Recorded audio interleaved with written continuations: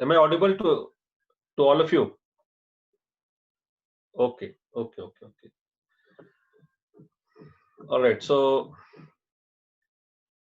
now let us with the discussion directly. All right. So I hope that you must be having the paper in front of you, and before starting, the idea is that as I spoke also last time, that you guys have to, or rather, you had to go through the current affairs right from the month of May 2018, and there specifically the areas of environment and ecology and science and technology.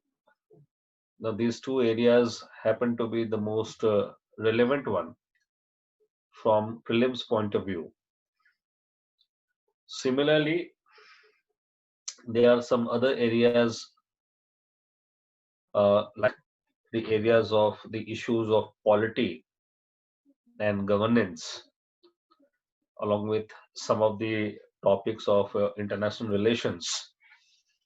Now, they also form a significant part of your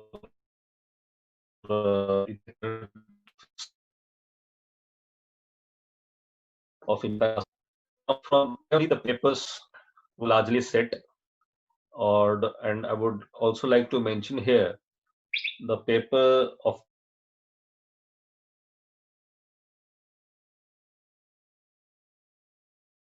affairs dimension, and also some of the questions we have also set, which are conventional ones, but definitely having a direct link from the current affairs perspective only. All right, so I'll discuss that aspect also one by one. Fine. So let us start with the discussion only. And I have also shared the PDF file where the answers are already printed. Fine, just beside the question. So you can also have a look at that. All right. And if there would be any typological errors, you can also bring it into our light. All right. So that we have taken care of that there should not be any typological errors, but still, if at all there would be any typological error, so you kindly bring it to our light. Okay, so let us start with the question number one only. All right, see the question number one, it is definitely very relevant. Why? Because since the so-called zoonotic diseases actually have increased tremendously in last few years or few decades, I would say in this manner. And from there only, we are still suffering under the Wuhan virus. And similarly, so idea is that if at all, if UPSC uh, will not ask you anything on Wuhan virus directly, they might ask you something on the zoonotic diseases completely. So one topic for all of you for this year's prelims would be the various types of zoonotic diseases. All right, so that you have to prepare fine completely that what are the types of zoonotic diseases and which all types are actually coming directly uh, you can say animals to man. Fine. So these informations are important. So from there only, I have also tried to set up a particular topic that is of Nipah virus. So the idea is that I believe that you are aware of this Nipah virus because it's been there. I mean, current affairs since May 2018 only, and it actually got struck in Kerala recently, and that's the reason why it was a news. Fine. So if you see the statement regarding Nipah virus, in fact, all the statements in this question is correct. All these statements are in fact correct. So answer is D. Now, if you see the statements like the first statement that the name of Nipah is actually from the Nipah area only from Malaysia. Fine. So therefore, I actually used very deliberately the name Wuhan virus. All right. So of course, the idea is that till now we have been naming any virus from their place of origin. But in the case of Wuhan, we are actually talking about corona. So obviously, it has to be also named after the place of origin, that is Wuhan in China. So coming on this particular topic, that is the Nipah virus. So the first statement is correct. Second statement is also correct. So very few people know about that this particular virus actually got struck in India in 2001 itself, in West Bengal, in Siliguri. All right. So that is a typical information about Nipah virus, because if seeing the conditions, or rather seeing the information of Nipah virus in the current perspective, people would hardly come to know that it actually got struck also in West Bengal, that too 2 decades back, almost. But of course, since we do not remember it, so if you see the current affairs, people will actually fall into this trap that they might be feeling it, that Nipah virus had struck only in Kerala, and that too in 2018. तो उससे पहले कभी आया नहीं था, लेकिन उससे पहले भी इंडिया में निपा वायरस आ चुका था. That's a typical information about Nipah virus. All right. Then the third statement is equally very important for all of you. That is, the natural host of this virus is the fruit bat. All right, that is of course the animal. So from animal only it actually infect pigs or any other domesticated animals also. So the typical information about Nipah virus is what? That the question can also be asked to you like this way: that Nipah virus transmits between animal to animal, or animal to man, all right, or both animal to animal and animal to man. So the answer is that it is actually having a tendency to actually spread from animal to animal and also animal to man. All right. तो ये क्या है कि जानवर से जानवर में भी जा सकता है, और जानवर से इंसान में भी जा सकता है, और इंसान से फिर इंसान में भी जा सकता है, जस्ट लाइक वुहान वायरस. ठीक है. So Wuhan virus may still come to this conclusion that whether it is impacting animals also or not in that particular manner. ठीक है, लेकिन आदमी से आदमी में जा रहा है तो सबको पता ही है. ठीक है. So that's what actually is the typical information about Nipah virus, कि ये आदमी से आदमी में भी जाता है, और जानवर से भी आदमी में आता है, और जानवर से जानवर में भी जाता है. ठीक है. So this transmission chain is important because this question can be asked to in prelims. ठीक है. तो थोड़ा सा इस पे you have to be prepared with. ठीक है.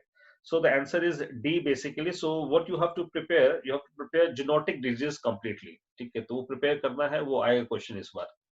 Fine. So that has to be prepared thoroughly.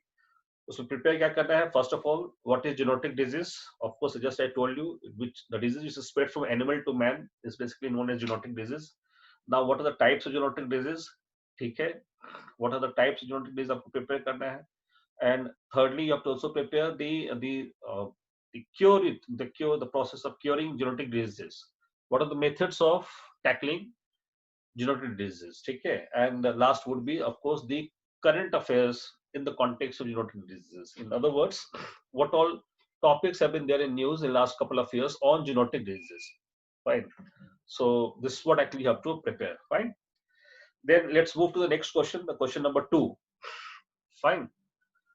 So question number 2, if you see, the question number 2 is equally important, especially it is on Indian dolphins. So one of the most favorite topics of UPSC. All right, if you have seen the papers of last, I would say 4-5 years, you will realize that at least a couple of times UPSC have already asked a question on Indian dolphin. Fine. So first and foremost, you have to remember a couple of facts about Indian dolphins. See, Indian dolphins are found of 3 types, in fact. Fine. There are 3 types of Indian dolphins, specifically in the context of their region of origin. So especially let's write from the northwest, that actually originates in Indus region. So from Indus, it comes to the Ganges, and from Ganges it goes to even the Irrawaddy, that is in Myanmar. ठीक है. तो Indus से लेके जो north west India का frontier होगा, से लेके जो नॉर्थ ईस्ट फ्रंटियर है, इरावाडी रिवर जो कि म्यांमार में बहती है, वहां तक ये डॉल्फिन पाई जाती है, इंडियन डॉल्फिन पाई जाती है. So there are 3 types of Indian dolphins which are found in the Indian subcontinent. Okay. So the first is in the Indus region, and the dolphin that is found in the Indus region is actually known as Bhulan.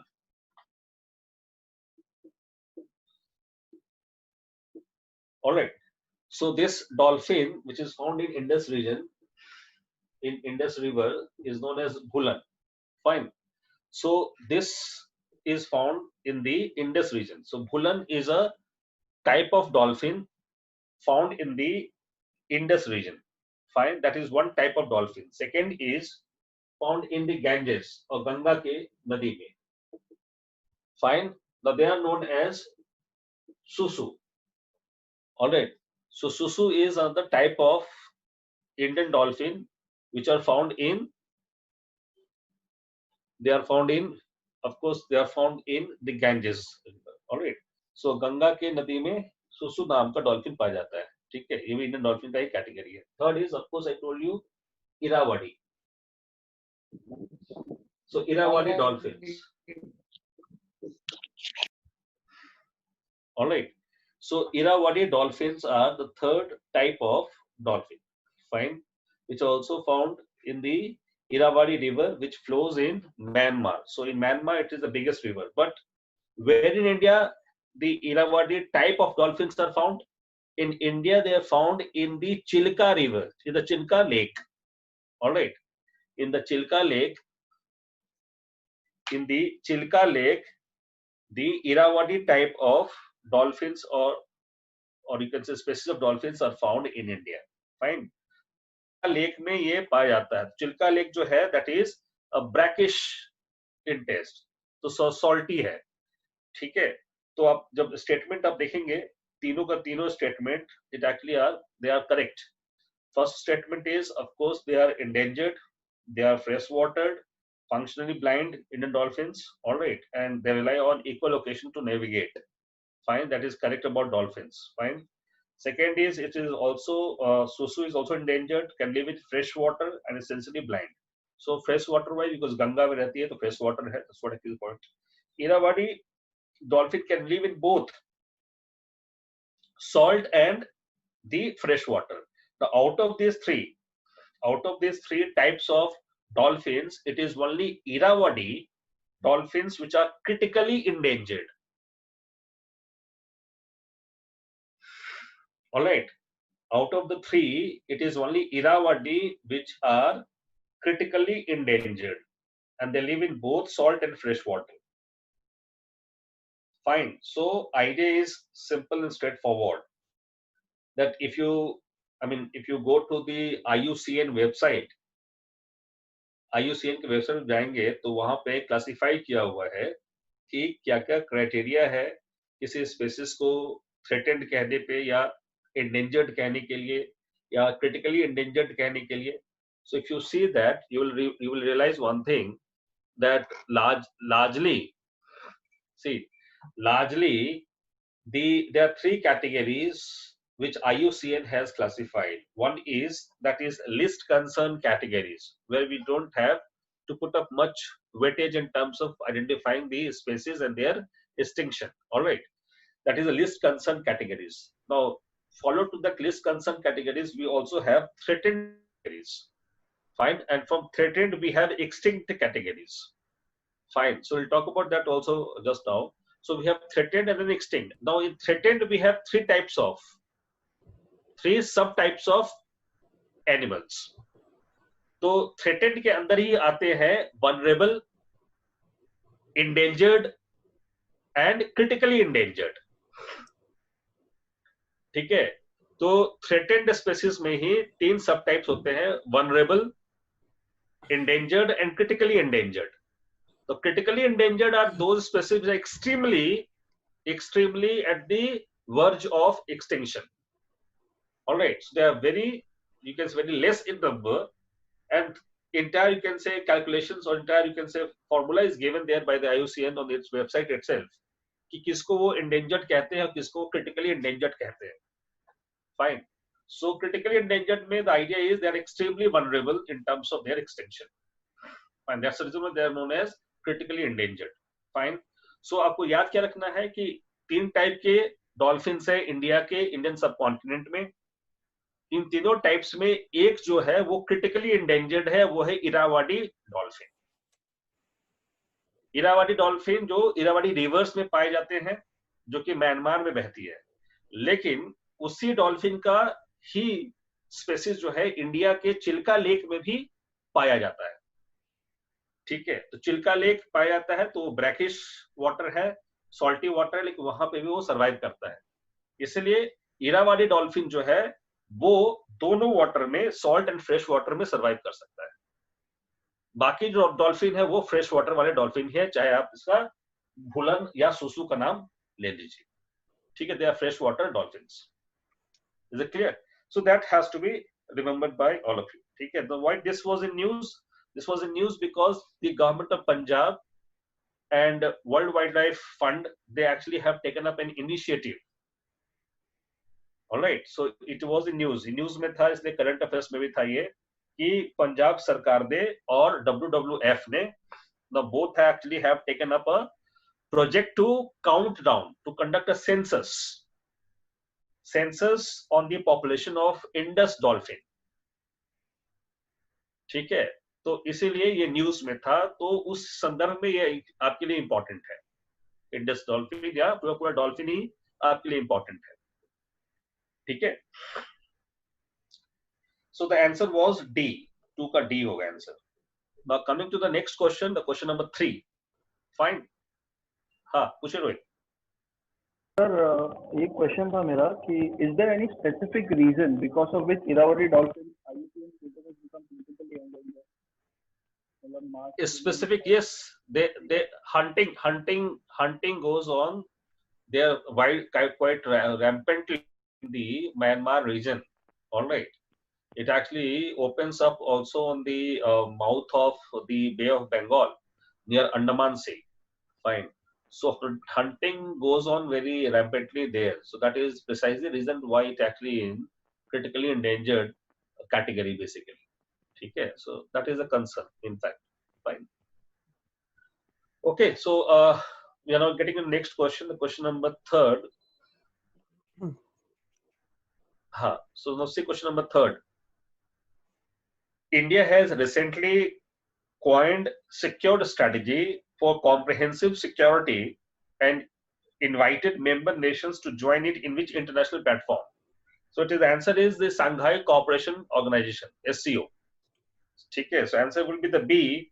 Now this is important, especially in two contexts. One is the SCO can be asked to you in this year's prelims because of the lot of, you can say, tensions going on between India and China. So definitely the SCO is again going to be important, and not only SCO, rather all the other platforms where these two countries come together, like SCO or BRICS, and even the idea of AIIB and NDB. Now these all questions are important. These all topics in fact are important as far as your prelims is concerned. So they might not also ask you directly any question on India and China, but definitely wherever these two countries are involved in any of the joint project, or you can say the multiple collaboration, now that issues become important from prelims point of view. Fine, so you have to prepare that aspect also. Let's again get back to this issue. So the idea is that this was actually this SCO meeting was conducted in June 2018 in Qingdao, that is in China. All right, so Qingdao is a place. So it was Qingdao Summit. All right, so Qingdao Summit was there, in which this particular secure started by the government of India. All right, and this secure stands for S for security of citizens, E for economic development for all. All right, then C for connectivity. Fine, C for connectivity, U for unity of all the community or all the people. Then R for respect for sovereignty and territorial integrity. Sovereignty and territorial integrity. Now you can understand what China has done on the secure strategy for India. So secure respect for sovereignty and territorial integrity. And the last one was E, that is environmental protection. All right, so environmental protection. Fine. So that is the full form of secure. So of course this is important. Now the next important issue for all of you is what? That the last time the SCO meeting was conducted in Kazakhstan. Fine. That was in 2019. Now, in 2020, they were supposed to meet in Russia in the month of June only. But due to the tension going on between India and China, the meeting was postponed, and meeting has been postponed to this month, that is July. So in July 2020, in St. Petersburg,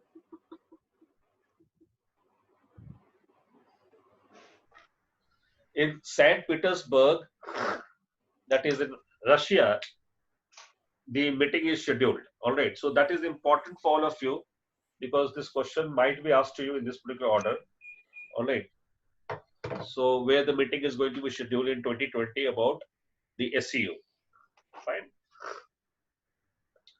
All right. So let's move to the next one. The question number 4.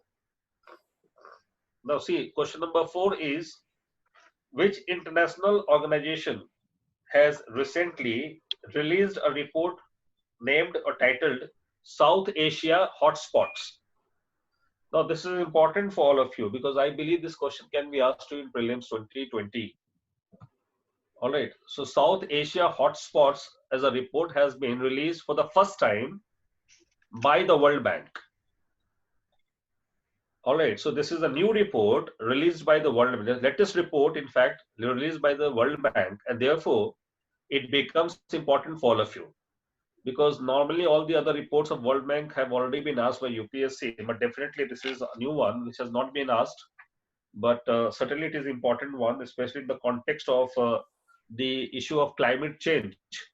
This report has been released, and where the issue of this report is something in the context of the increase in the average temperature in the last 60 years across, of course, the South Asian countries. So the average has been found to be increasing in the last 60 years. All right. So that's what actually is the crux of this report. So therefore, this report is important for all of you for the prelims point of view. Fine. So the answer was A. So fourth answer A hoga. Let's get in next one. That is question number 5. The question number 5 is interesting one. This question can be asked to you in this year's prelims also. The question is that, of course, that in China is India's largest trading partner. Fine. And the bilateral trade has reached almost 200 billion in 2018-19, and from 38 billion, which was in 2007-8. Now, what are the ways through Chinese goods find their way to Indian markets? ये आता कैसे है ये सारा सामान Indian market के अंदर? Fine. So you have 5 options, and here all the options are correct.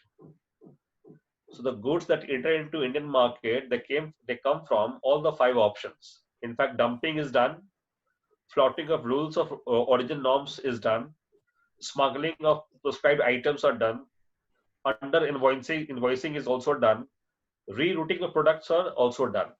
So one by one, let me explain to you that what are the meaning of these terms. Say dumping. Now dumping is basically an exercise under which a country sells the product at a throwaway price into another country. All right, because of various, you can say, reasons. One of the reasons is absolutely because of excess of production in a particular country. They try to sell the products in another country at a throwaway price. Another reason is also to distort the market and the balance of the market.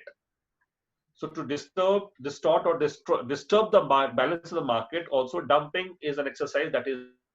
Now, however, there are the WTO prescribed measures also to check the dumping exercise or the ill effect of dumping exercise, like countervailing duties.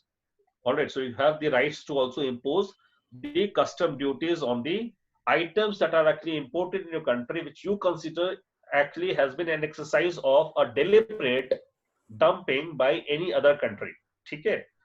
तो अगर लगता भी है कि China आपके यहाँ जबरदस्ती सामान सस्ता में बेच रहा है, तो आपके पास पूरा वो अथॉरिटी है कि you can put up a high tariff rate, custom duty on that, and so that you can also, of course, normalize the situation. You can bring the equilibrium in the product in your own market. All right, this would actually could be done through imposing the countervailing duties, all right, or the custom duties on the products where you feel like the dumping is basically behind this exercise. Fine. That is dumping basically. Flouting of rules of origin norms. Now, definitely the rules of origin something indicates or that something empowers the customers in the context of knowing about the country where the product actually has been produced. For example, whenever you purchase any product, you also try to see that whether it is made in India or made in China or made in Indonesia. Fine. So that is also one of the norms that is to be practiced normally or internationally. That is ethical trading practices, I would say, in this particular manner. Fine. So that is also flouted by China in terms of not clearly mentioning about the origin of the product. Fine. Then you have a smuggling. So smuggling is also done. So I mean, last year, according to the custom department, they actually have had been able to catch the goods worth of more 5.4 billion rupees of the products which were being smuggled from China to India. All right. So again, that is also quite rampant. So China also promotes this all exercises of smuggling to sell the products into the Indian market. Fine. That is also equally responsible behind that. Under invoicing. So under invoicing is also rampant. All right, on Chinese goods. So it causes two things. One is, of course, it causes a loss of revenue to the government. Fine. And also, it creates a disadvantaged position for the local manufacturers in India. The how, see, under invoicing, what does it mean? It simply means the product, let's say you are selling 10 products, but you are mentioning only about 6 products. 4 products are not actually mentioned there in your selling exercises that is being done to any particular country. तो वहां से भेजा उसने 10 suppose कीजिए 100 quintal सामान, ठीक है, और पेपर पे दिखाया वो 80 क्विंटल ही सामान है. तो हर बार you are not actually going to weigh it down on your port. ठीक है, तो you go by the of course credibility और authenticity of someone from other country which is also mentioning on the paper this exactly is the total quantity of goods. Fine. So that is also quite rampant then in the case of China. So that also takes place in India. Last one is that of course rerouting of products. Now rerouting of products is very rampant now. Now China takes all the benefit of even the FTA that India has signed with the countries of ASEAN. For example, let's say India has a good ties with Vietnam. All right. So what China has done, China has shifted a lot of its industries and factories from China to Vietnam, and from Vietnam only it is now shipping down to Indian territory, just to take the advantage of all the agreements of FTA with India. Because India has no FTA with China, because of that only India has also not signed the RCEP agreement, that is Regional Comprehensive Economic Partnership Agreement. All right. So that's what actually is also done by China to promote its trade with India and other countries as well. Fine. So yes, सारे responsible उसके पीछे. Fine. So that is the answer would be D. Fine. Fine. Yes. So then we can move to next one. The next question is question number 6. So question 6 is important for all of you. This has already been asked by UPSC. That is Global Environment Facility. Fine. So here there are a couple of facts that you remember. First and foremost, that it is a financial platform basically. What is GEF? It is a financial platform created under the Rio Earth Summit in 1992 itself. All right. So Rio Earth Summit में ही जो environmental problems को meet करने के लिए एक financial platform मतलब एक financial bank की तरफ से इसको create किया गया, जहां से जो भी इसके मेंबर्स होंगे उनको कुछ पैसे की सहायता दी जाएगी ताकि वो भी अपने यहाँ इन्वायरमेंटल प्रॉब्लम्स को कम से कम कर पाए. ठीक है. That was a basic idea about the GEF. Fine. Now the GEF is managed by the world bank, not by the UNFCCC. So second statement is incorrect here. So GEF is managed by the world bank. ठीक है.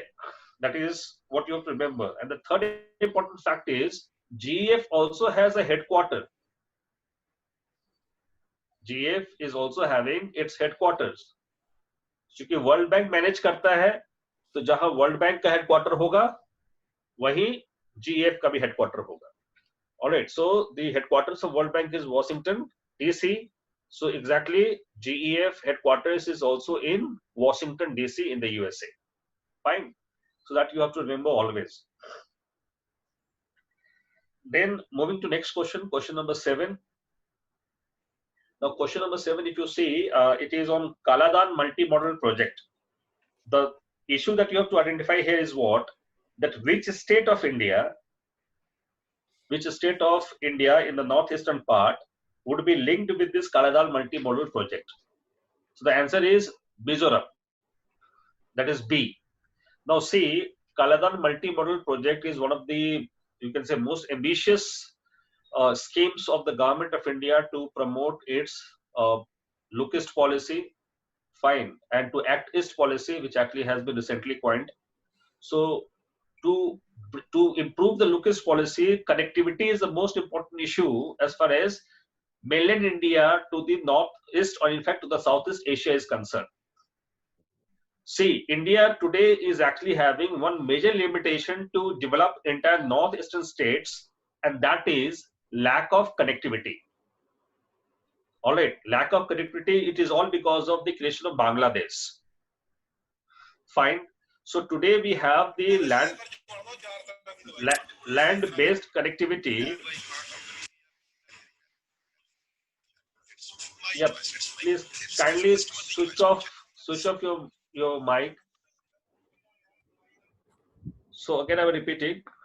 So it is basically the land-based connectivity to the entire northeastern states today takes place to the Chickens corridor or Chicken Snake or Siliguri corridor basically.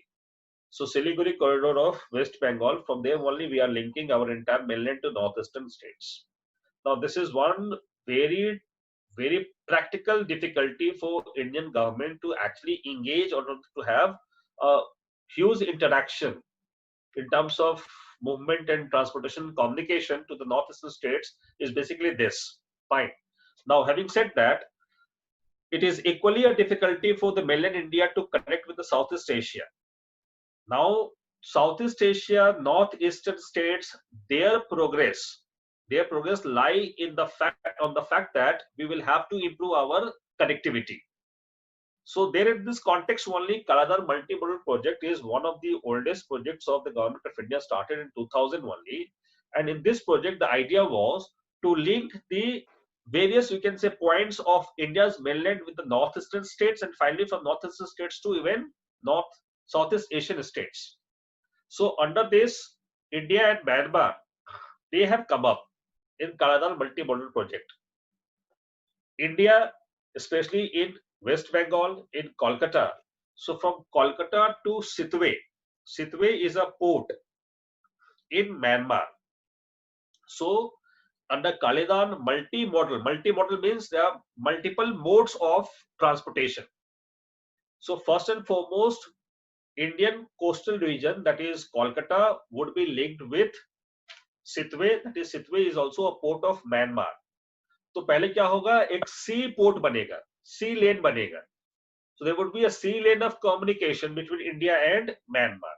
That's the first mode of communication. Second mode of communication is that after reaching to Sitwe, Sitwe is better linked with the river Kaladan. Kaladan is the name of the river in Myanmar. तो Sitwe पहुंचने के बाद, fine, सो Sitwe पहुंचने के बाद क्या होगा कि वहां से हम कलादान रिवर से आगे बढ़ेंगे और एक जगह है म्यांमार में पलितवा.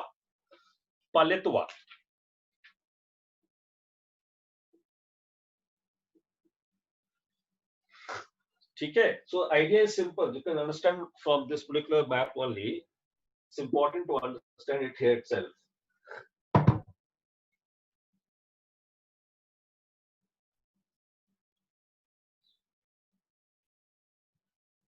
Now this is suppose Sitwe. This is Kolkata.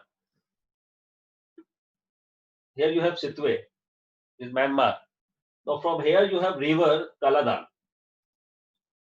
All right, and Kaladan reaches to here Palitwa. Palitwa is here. Fine. So now this is a sea route. This is going to be river route, a water route. All right. And then from here, Palitwa, it will enter into Mizoram. That is through roadways. That is through roadways. All right. So the idea is this Kaladam multi-modal project will have three important links of connectivity. One is the seaway, which will connect Kolkata to Sitwe, a distance of 539 kilometers. Kolkata to Sitwe, 539 kilometers. From Sitwe to Palitwa, that is 158 kilometers. Sitwe to Palitwa through river Kaladan, 158 kilometers. And then from Palitwa to Mizoram, that is 129 kilometers of highway project. 129 kilometers of highway project. Now, this is how Kolkata would be properly linked with Mizoram. All right. So, via this way, that's what I actually told you. We have one possibility that we can actually improve our ties with Bangladesh, and through Bangladesh, we can have a lot of connectivities point directly to the northeastern states. But again, that will be a slightly costlier part, because anyhow, transportation through the sea routes will always be cheaper mode of transportation in terms of other modes of transportation. Therefore, this is a good, we can say, idea to connect India's mainland with the northeastern states via all these routes. Fine. That is the Kaladam multi-modal project. Fine. So you have to remember, Mizoram is going to be connected with the Kaladam multi-modal project finally in India. Fine. Okay. So let's move to the next question. The question number 8. The question number. Sir, what about the with Bangladesh, that India wanted to cross the whole Bangladesh and link West Bengal to that side of Northeast India? What the state of that? That is still in pipeline. That is still in pipeline. There are various, you can say, modes of transportation which are still in pipeline, like India, Myanmar, Thailand, connecting with Bangladesh already. There's a roadway which is still being talked about.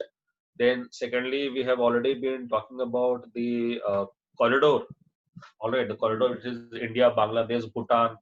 Fine. So Nepal, that corridor has also been exactly. So vehicles have to be allowed to cross from each other's territory. So Bhutan has backed down recently. Because of that only the issue actually has come to an halt. But definitely there are various, you can say, channels through which we are trying to connect with the other parts of India, because it is going to be a win-win situation for everyone. And especially countries like Bhutan and Nepal, they are dependent upon India thoroughly because of their landlocked situation. So definitely, that's what actually India has also talked about, having the connectivity directly also from the India's mainland to Bangladesh, and from Bangladesh to directly to the northeastern states. So in that way, we have already started the railways lines. A couple of more railway lines have started. All right, but still, idea is that it will cost dearly to India in terms of construction of. There are more than hundreds of rivers they actually crosses in between the connection between the India's mainland to entire northeastern states. So constructing bridges over that all, you can say, rivers are not so simple exercise. All right. So that's the reason why India is not actually going for that route right now. India is going through Kaladam because it is simple, and of course it is the easiest way to enter into northeastern states. All right. That is our idea. Fine. Okay. So now getting to the next one, that is the question number 8. This question number 8 is on SAARC. So SAARC headquarters, everyone knows. You have to simply match the headquarters with the international or so-called regional organizations. So SAARC headquarters is known as Kathmandu. The last two are not correct, in fact. So answer is only one. ASEAN's headquarters is in? Where is ASEAN headquarters? Jakarta. Jakarta. Right. So ASEAN headquarters is in Jakarta. Fine. And on the other hand, BIMSTEC headquarters is in. Dhaka, I guess. Yes, right, Dhaka. Bangladesh, That is yeah. Bangladesh. All right. So the idea is that the Secretariat of BIMSTEC has been established in Dhaka, and ASEAN headquarters is well known as Jakarta in Indonesia. Fine. So in that way, Manila and Bangkok are incorrect options given over here.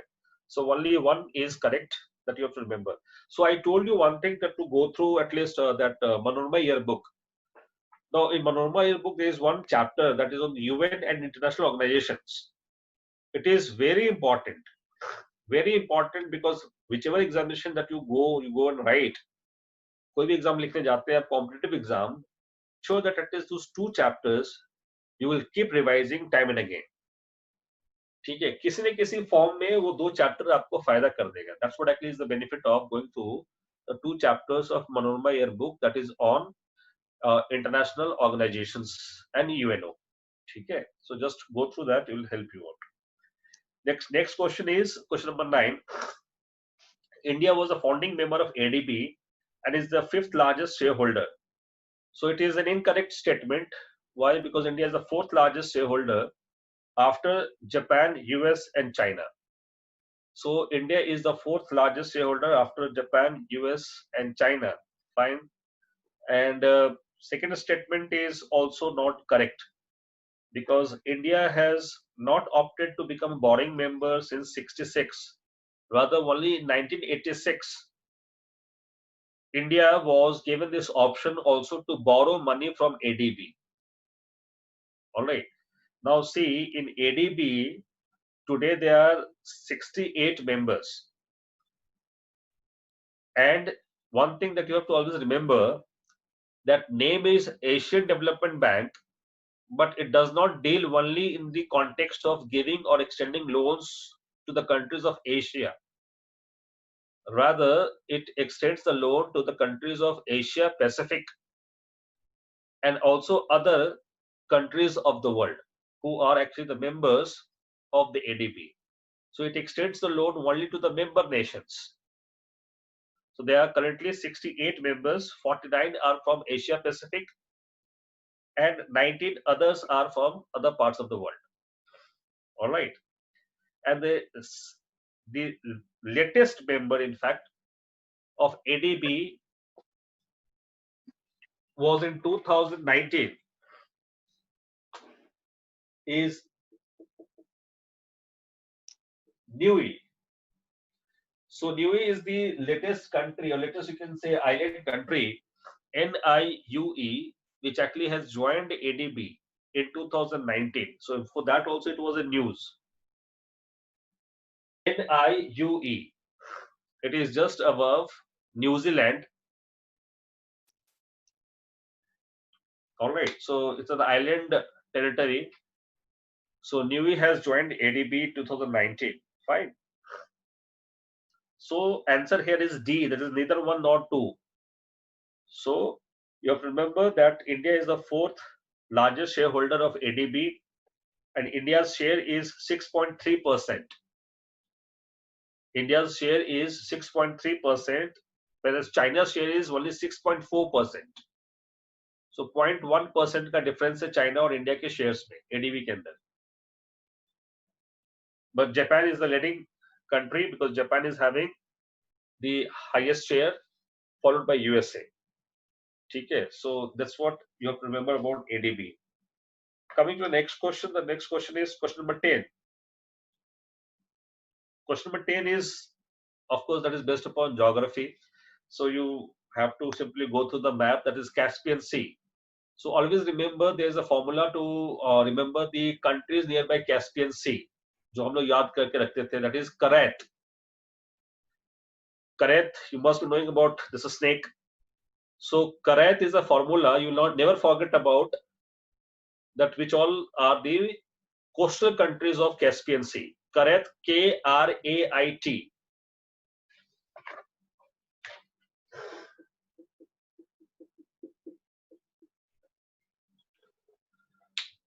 All right. तो ये formula याद रखिएगा, you will never commit a mistake in Caspian Sea. ऐसे रखिए Caspian सी में correct सांप मिलता है, So now these are tips to remember the things, because at times it becomes really difficult to remember कि Caspian Sea में कौन है, Black Sea में कौन है. So ये confuse करता है various times. So if you remember in Caspian Sea, you never forget this particular formula. So idea was that Karet stands for, as I just told you, Kazakhstan. All right. R stands for Russia. A stands for Azerbaijan. Fine. I stands for Iran. And T stands for Turkmenistan. So if you see the options, you will get the answers clearly. So C होगा answer इसमें, कि C जो है Kyrgyzstan है, जो कि Caspian सी से border नहीं उसका मिलता है. ठीक है. So your answer is clear. So you remember this formula, it's really helpful for all of you. ठीक है. Now coming to the question number 11. Question number 11 is Codex Alimentarius guidelines apply on. So it is basically food code, है ना? It is basically food code, and it is basically prepared by the two of the international organizations. One is the FAO, that is Food and Agriculture Organization. Another one is WHO. है ना? So WHO, World Health Organization, and FAO, that is Food and Agriculture Organization, both have together prepared the food code, which is known as Codex Alimentarius, which is a Latin word. It is basically an international food standard. All right. It is an international food standard in terms of कि कौन सा food जो है export import हो सकता है. Right. So that is the issue. You have to remember that aspect. Coming to the next question.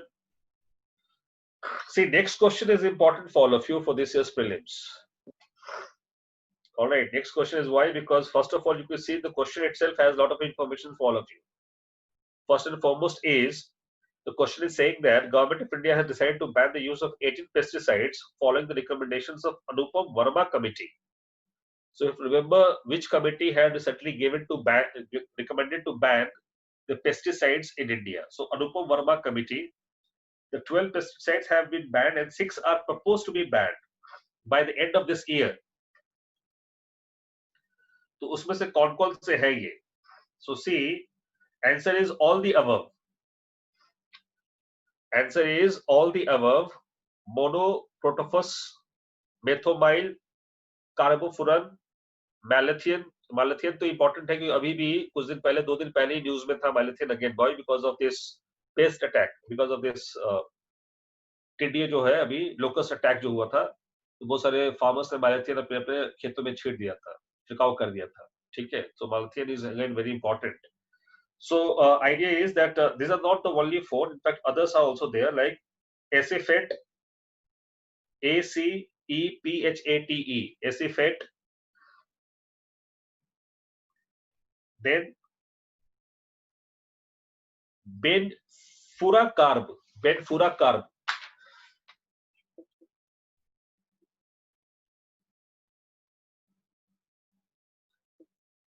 Benfuracarb, BENFURACARB. So benfuracarb. Now these all are the pesticides which are going to be banned by the end of this year. Fine, along with these 4 which already mentioned over here. Fine. So malathion has been used extensively recently by the government to repel the attack.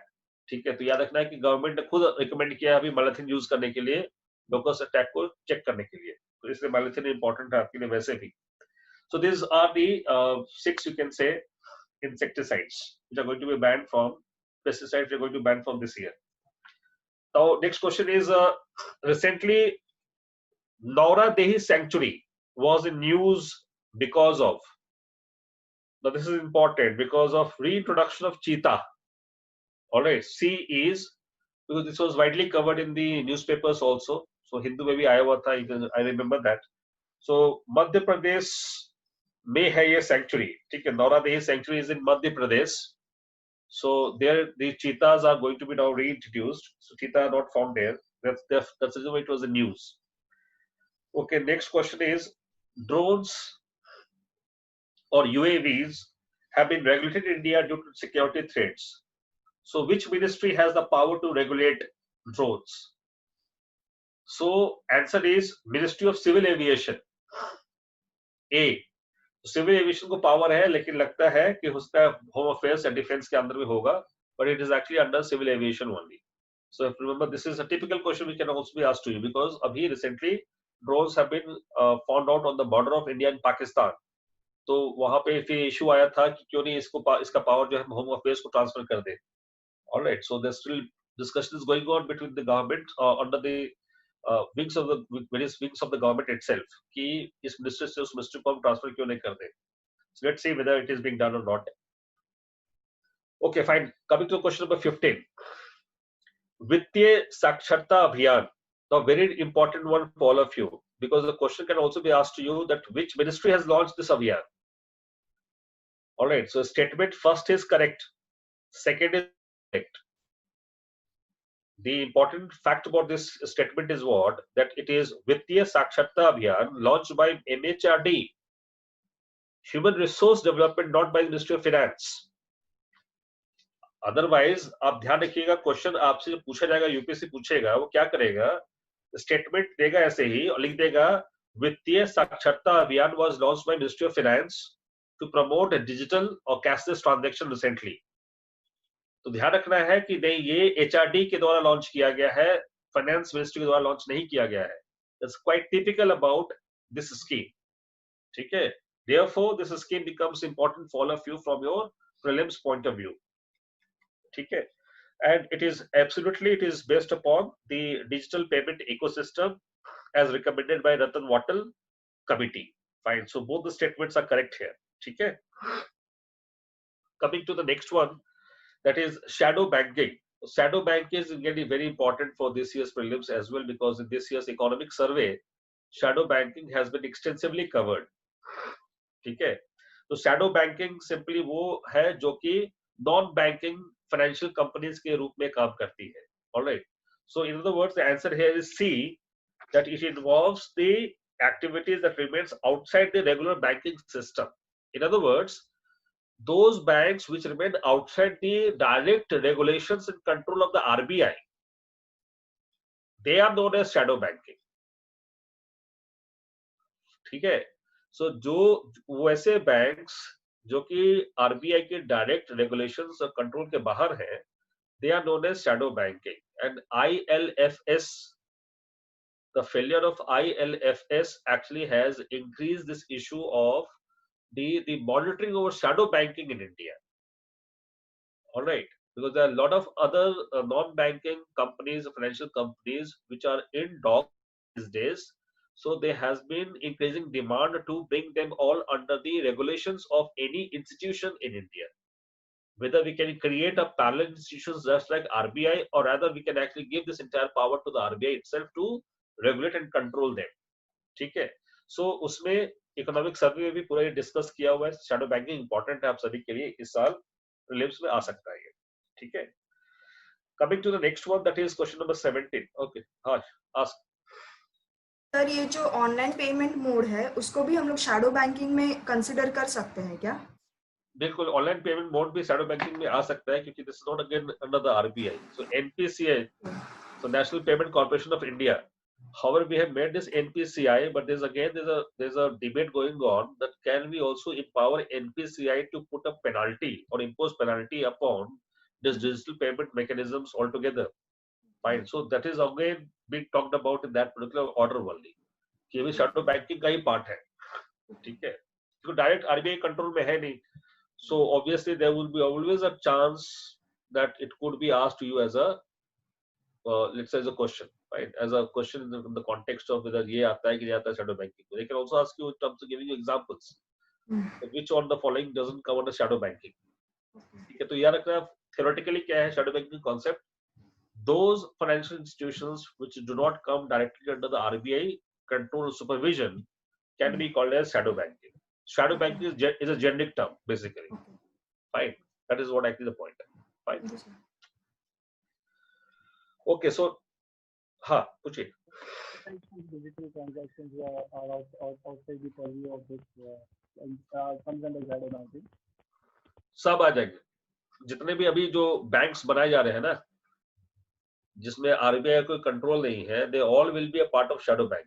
Therefore this become very important, और सर्वे में पूरा इसको एलिबरेटली discuss किया हुआ है कि shadow banking IL&FS तो simple मतलब कह सकते हैं कि एक तो छोटा सा एग्जांपल है, this is something the tip of the iceberg. Alright, there are n number of such institutions in India which are going on without having any direct control regulations by the RBI. So if suppose tomorrow if everyone starts failing, then entire base of Indian economy would be zipped off. So that is the major concern. So shadow banking as a concept has been given in this context only. Those financial institutions which do not come under the direct control and supervision of the RBI obviously has to be called as shadow bank. Either the RBI or the SEBI. That's idea is this. Either RBI or the SEBI, because they are the two regulatory bodies, or maybe the PFRDA, that is Pension Fund Regulatory Authority of India. So if these institutions are not controlling those financial, you can say, entities, then they have to be called shadow banking basically. Okay, because in the guise of a banking, they are not banked, but in the guise of that particular concept of financial institution, they are also indulge in the banking practices. All right, that is actually the concern. So ILFS के crisis के बाद ये issue और ज्यादा उभर के आया है, ठीक है. All right. Next is military exercises. It's simple one. Nomadic elephant. It is between India and Mongolia, not with Malaysia. So first statement is incorrect. Exercise Slilex. It is not between India and Singapore, rather India and Sri Lanka. Okay. Third one is exercise Avi or Avia Indra. That is correct. That is between India and Russia. That is air exercise, Air Force basically. So answer is B only. That is third. Fine. So Avia Indra has started since 2014. That is Air Force exercises of these two countries. Biannual होता है, annual नहीं होता ये. Fine. So just remember that also. Okay. The next question is, who has been awarded Champion of the Earth Award recently? Of course, Narendra Modi. All right. So Narendra Modi has been awarded this Champion of the Earth Award, and this is a UN award basically. That is important for all of you. Champion of the Earth Award is not given by any NGO. All right, unlike the other awards, it is UN designated award that is given by UNEP program. That is UN Environment Program gives this award to the individuals or the institutions which work tremendously for environmental consciousness programs across the globe. So since 2005, UNEP has been giving this award to various personalities. Now in 2018, October 2018, this award was given to Narendra Modi. Now this is not the only award that Narendra Modi has been bestowed with. There are other awards also that can be asked to you. They can ask you that which among the following awards has been given to the Indian Prime Minister Narendra Modi in last 2 years or maybe in last few years. So one is of course Champion of the Earth Award that has been given to him. And why it has been given to him? Because of two reasons. Because of the two reasons. Reasons क्या दिया गया UN के द्वारा? दो reasons दिया गया है. एक, one reason is that first and foremost he has been instrumental in launching the International Solar Alliance with the assistance of France. That is the first reason given by the UNO.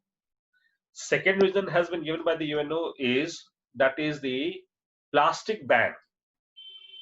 Use of single plastic ban, and here by 2022 the single-use plastic would be eliminated by India. Now these are two reasons cited by the UNO while awarding this prize to India's Prime Minister Narendra Modi. Okay, so this question can also be asked to you that why Champion of the Earth Award has been given to the Indian Prime Minister in October 2018 by UNEP. All right. So you have to remember these two reasons. Okay? Now see, I just told you that this is not the only award which was given to him. Rather, there are two more awards which have been in news, like Seoul Peace Prize, Seoul Peace Prize, SEOUL, Seoul Peace Prize for 2018.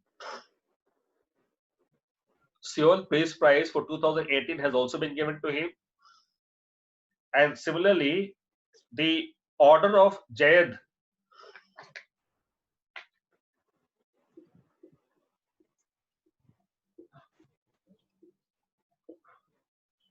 UAE.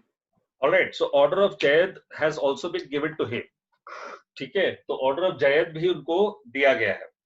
ठीक है, so Seoul Peace Prize has been given to him by South Korean government, and Order of Jayad has been given to him by the government of UAE.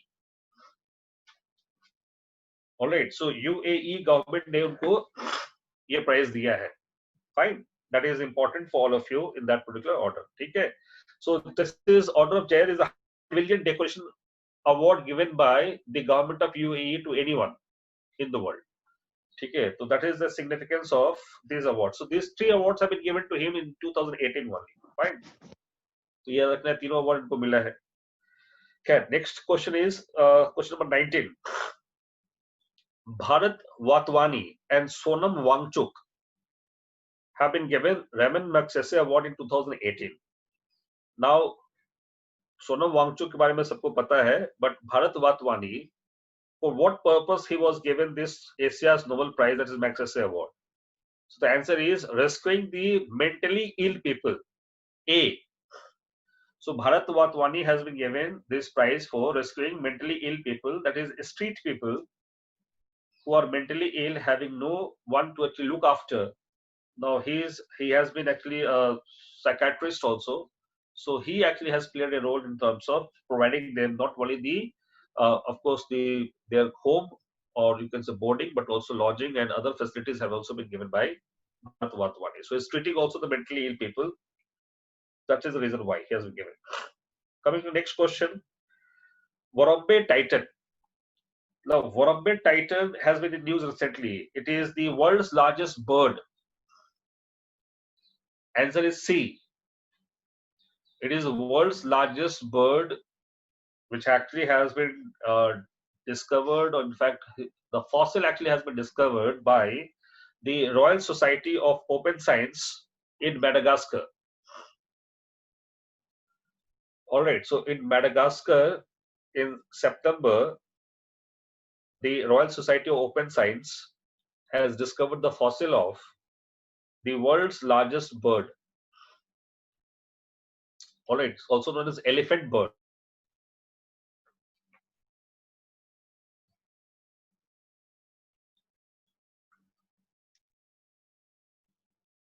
इससे पहले, I mean, before this Warumbe Titan,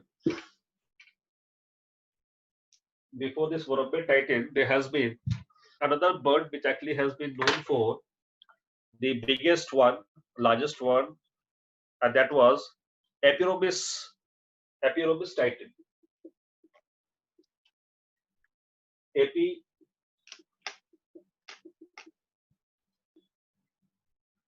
So Epirobis titan fossil was found from same Madagascar only. So in Madagascar, they have come down to this conclusion. There have been a lot of, you can say, I mean, ancient fossils of the ancient, you can say, birds or animals in that way. So Warumbe Titan is basically the world's largest bird. Still now has been found by the archaeologists or by the scientists in that way. Fine. So next question is, which one of the following is not a reason behind feminization of agriculture in India? Now, this was also in news because of two reasons. One was that obviously the participation of women in India's economy is very lesser, very poor. All right, so World Economic Forum has already placed about Indian women participation in the economy would increase India's GDP to almost double. All right, that actually has been the recommendation. Similarly, October 15 since 2018 has been declared to be the Farmers' Day by the government of India. 15 अक्टूबर को India में national farmers women farmers day मनाया जाता है. Women Farmers Day on 15th of October. Fine. So that's the reason why this issue was in news. Fine. Now this practice is started by the UNO only, because UN has declared the date of October 15 as International Rural Women's Day. And from there only the government of India has borrowed this concept. All right. So UN has declared it as an International Rural Women's Day, and Indian government has declared it as the Women Farmers Day in India. Fine. Now this is the reason why it was in news. Now coming to this question, the question is quite conceptual.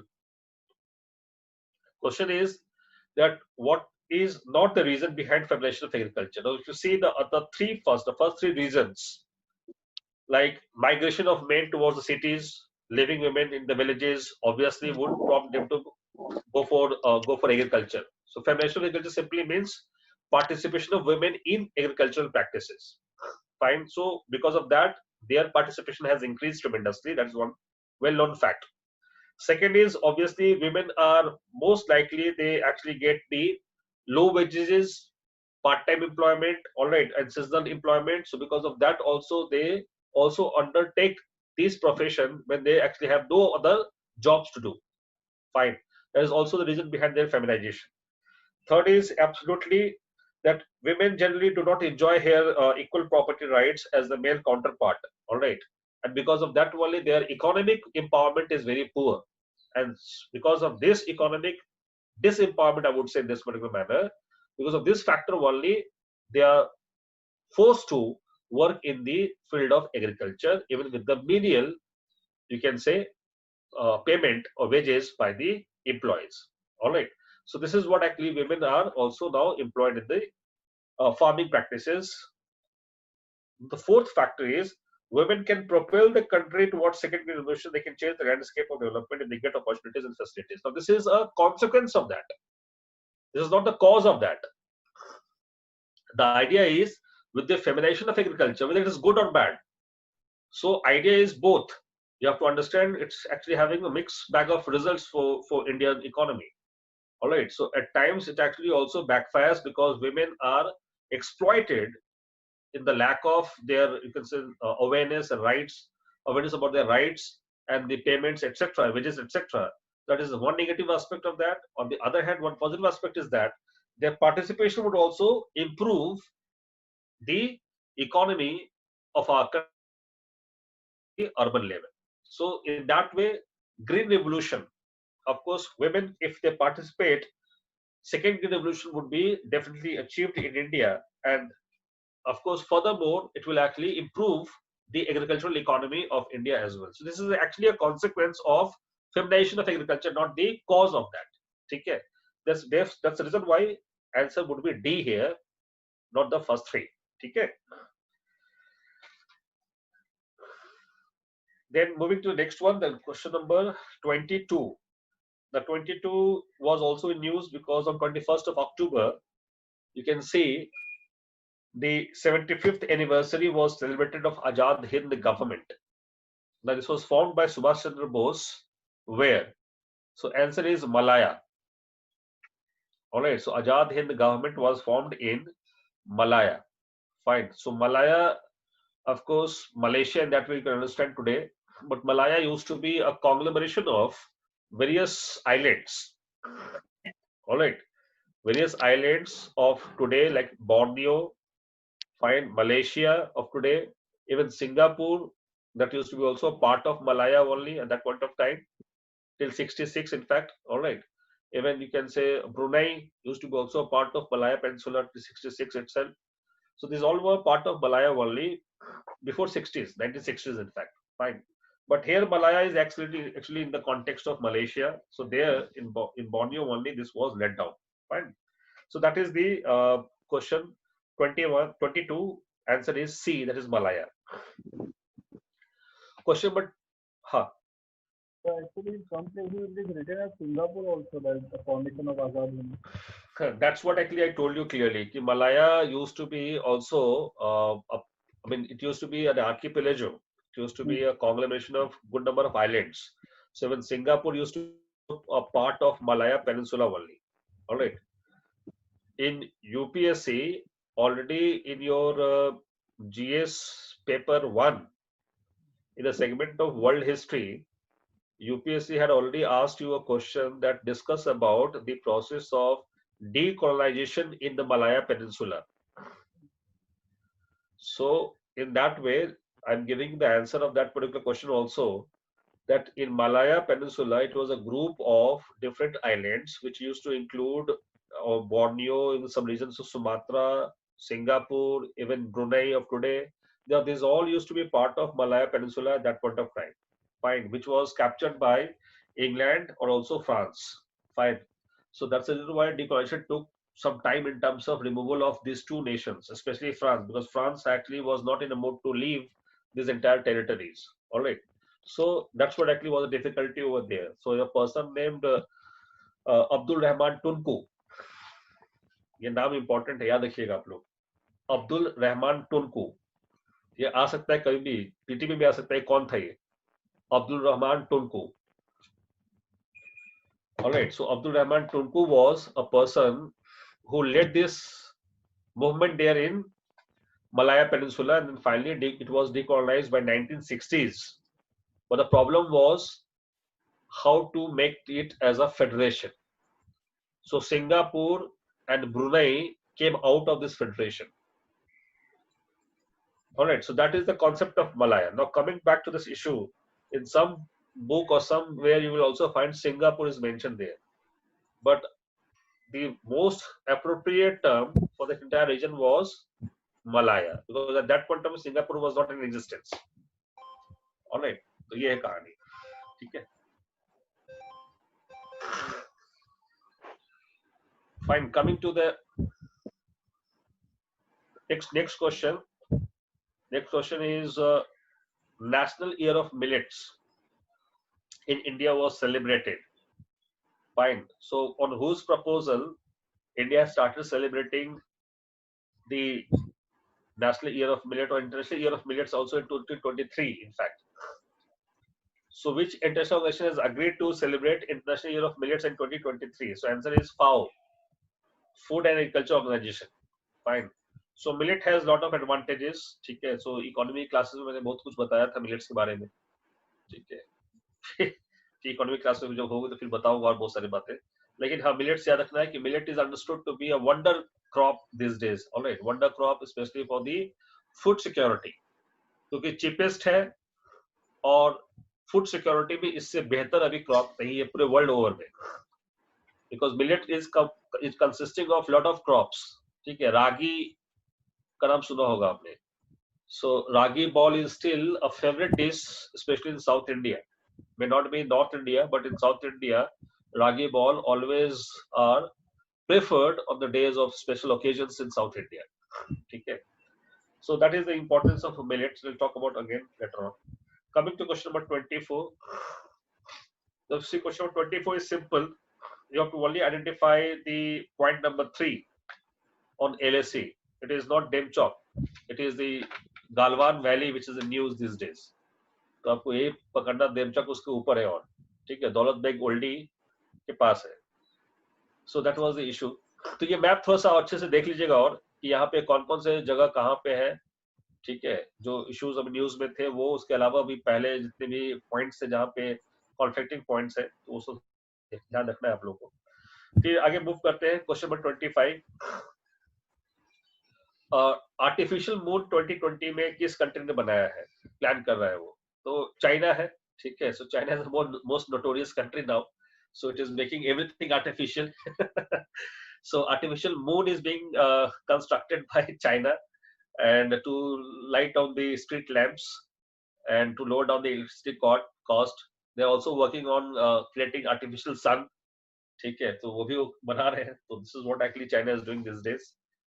Fine. Okay. Next question में आते हैं, question number 26. So this is in the context of Astana Declaration. This is important for all of you. This can be asked to you in this year's prelims. Astana Declaration. Said Astana Declaration India has signed recently in Kazakhstan. It is related to what? It is related to universal primary healthcare centers, or primary healthcare services.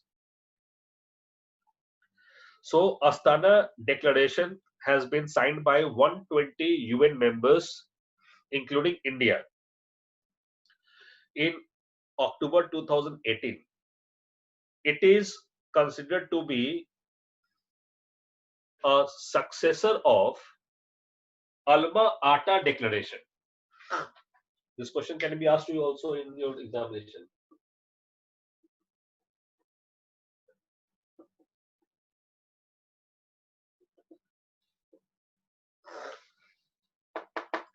ये आपसे either it can be asked to you in prelims or they can also ask you in your mains.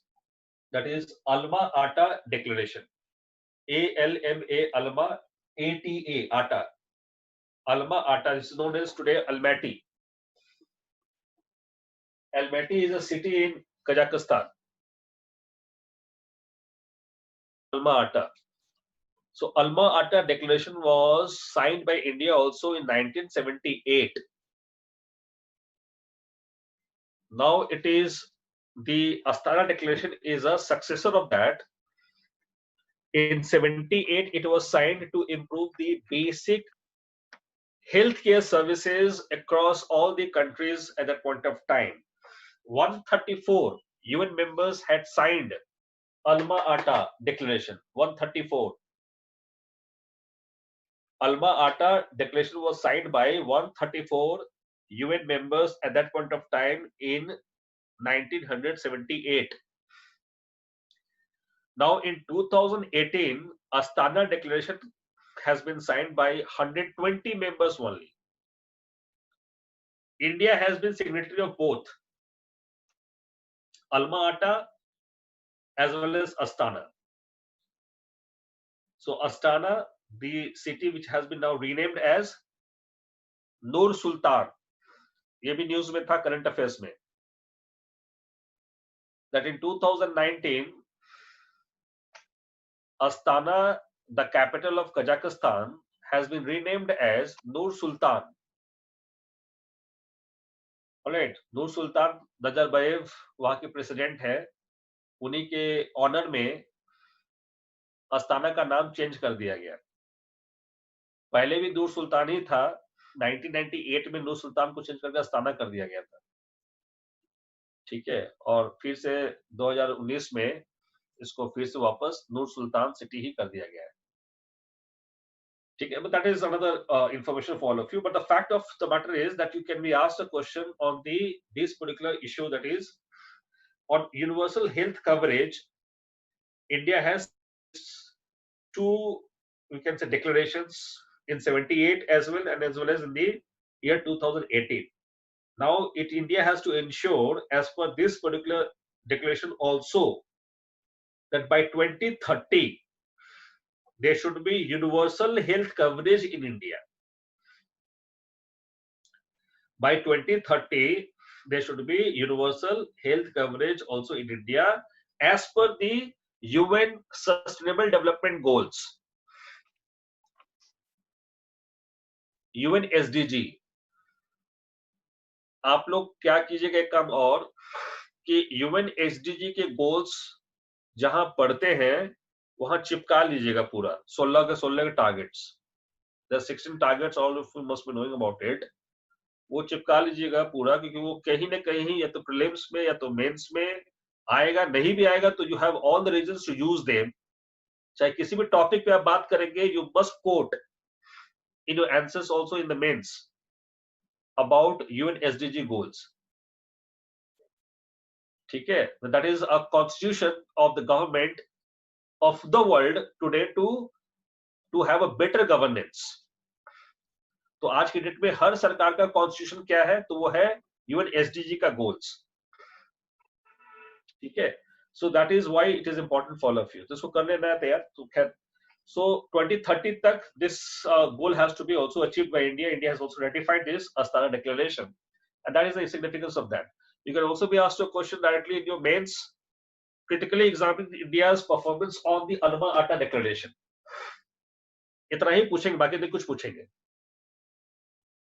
तो जिनको नहीं पता होगा कि किस चीज पे है ये अल्मा आटा, they will write anything on that. All right, so that's the reason why you have to know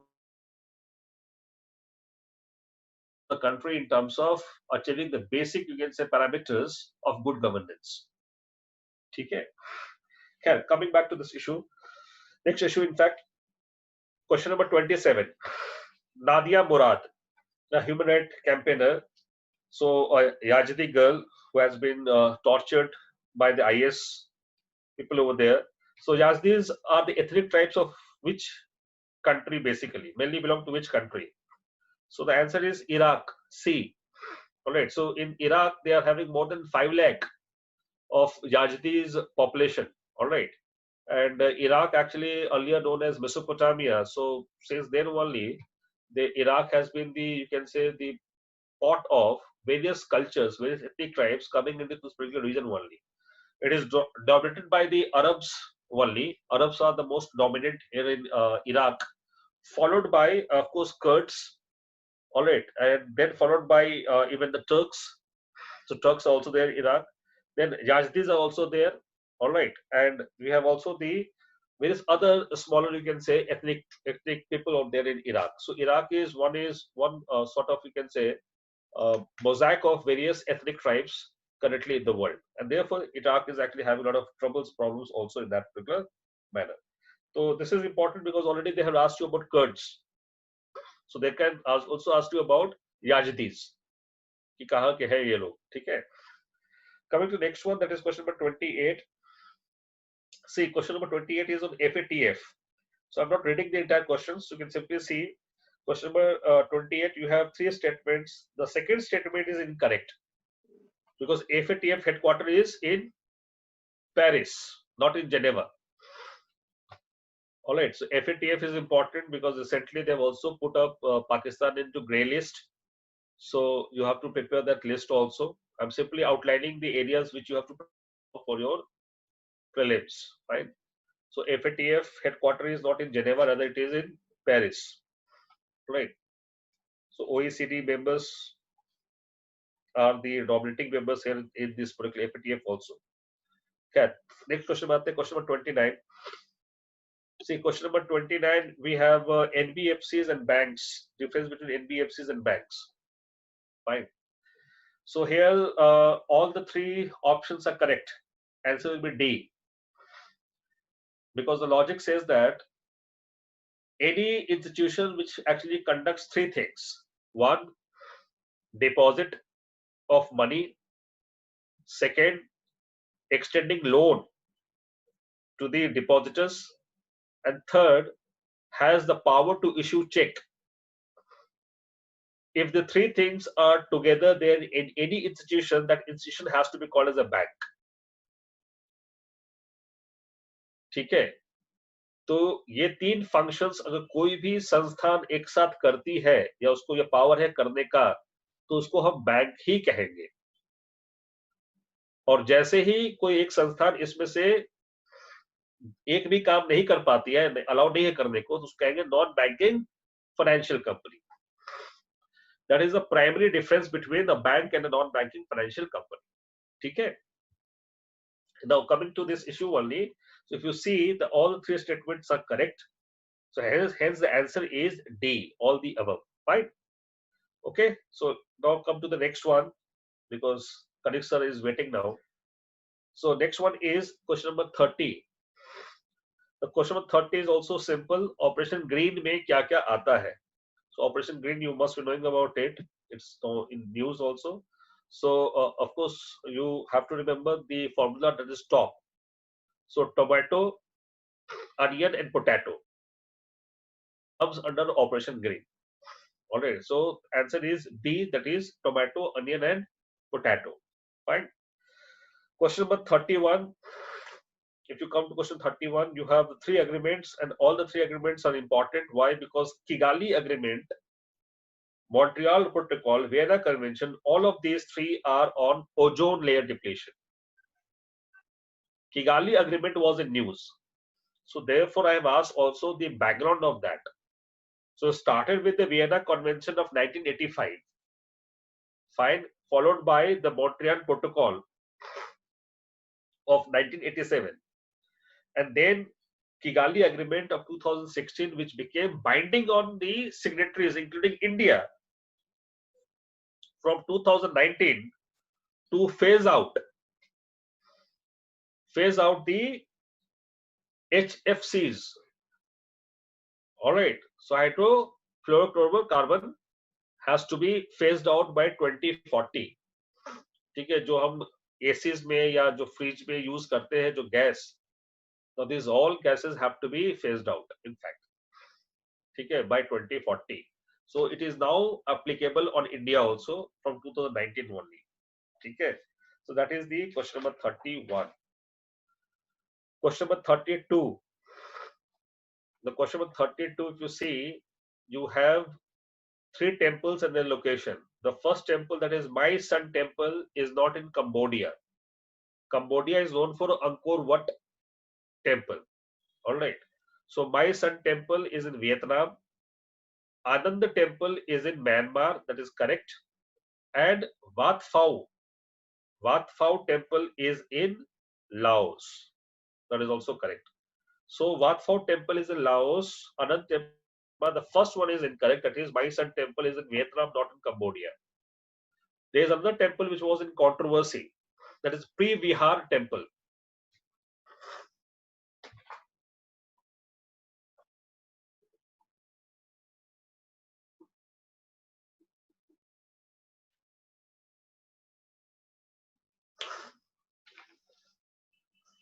Pre-Vihar Temple is on the border of Vietnam and Cambodia, and both of them have been putting a claim over this particular temple because of having huge funding from UNESCO.